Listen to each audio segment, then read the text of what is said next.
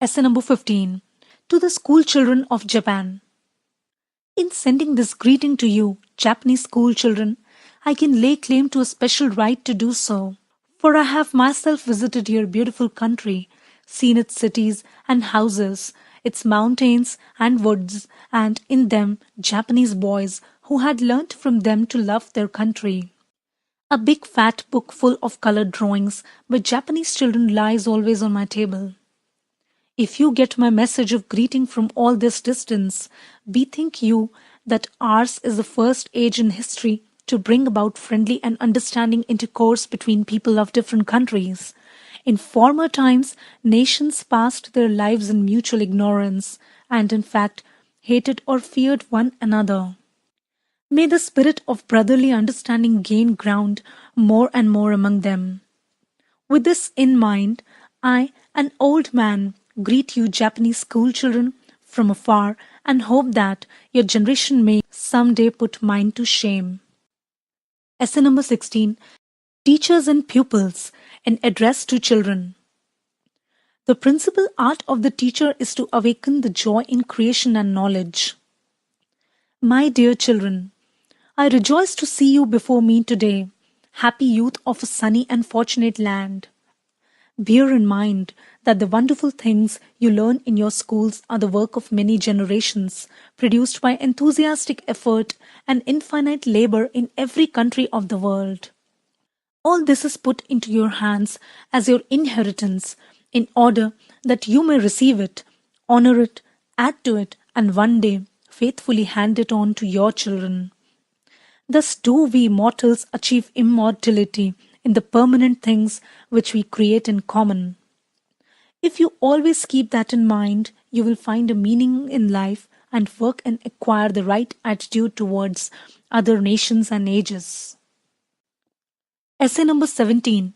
Paradise Lost. As late as the 17th century, the savants and artists of all Europe were so closely united by the bond of a common ideal that cooperation between them was scarcely affected by political events. This unity was further strengthened by the general use of the Latin language. Today, we look back at this state of affairs as at a lost paradise. The passions of nationalism have destroyed this community of the intellect, and the Latin language, which once united the whole world, is dead. The men of learning have become the chief mouthpieces of national tradition and lost their sense of an intellectual commonwealth. Nowadays, we are faced with the curious fact that the politicians, the practical men of affairs, have become the exponents of international ideas. It is they who have created the League of Nations. Essay number 18. Religion and Science. Everything that the human race has done and thought is concerned with the satisfaction of felt needs and the assuagement of pain. One has to keep this constantly in mind if one wishes to understand spiritual movements and their development. Feeling and desire are the motive forces behind all human endeavor and human creation. In however exalted a guise the latter may present itself to us. Now what are the feelings and needs that have led men to religious thought and belief in the widest sense of the words?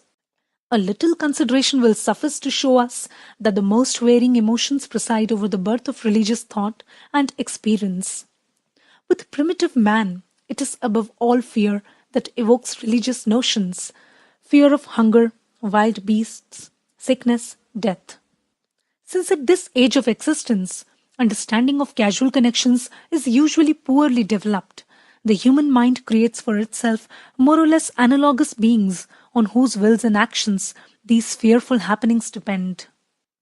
One's object now is to secure the favor of these beings by carrying out actions and offering sacrifices which, according to the tradition handed down from generation to generation, propitiate them or make them well disposed towards a mortal. I am speaking now of the religion of fear. This, though not created, is in an important degree stabilized by the formation of a special priestly caste which sets up as a mediator between the people and the beings they fear and erects a hegemony on this basis.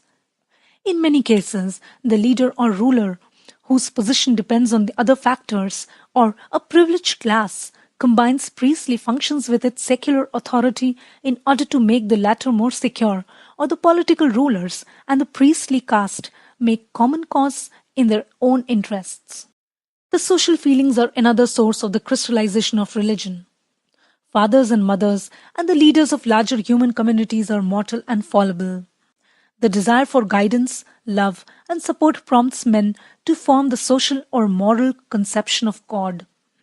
This is the God of providence, who protects, disposes, rewards, and punishes the God who, according to the width of the believer's outlook, loves and cherishes the life of the tribe or of the human race, or even life as such, the comforter in sorrow and unsatisfied longing, who preserves the souls of the dead. This is the social or moral conception of God. The Jewish scriptures admirably illustrate the development from the religion of fear to moral religion, which is continued in the New Testament. The religions of all civilized people, especially the people of the Orient, are primarily moral religions. The development from a religion of fear to moral religion is a great step in a nation's life. That primitive religions are based entirely on fear and the religions of civilized people purely on morality is a prejudice against which we must be on our guard. The truth is that they are all intermediate types, with this reservation that on the higher levels of social life, the religion of morality predominates.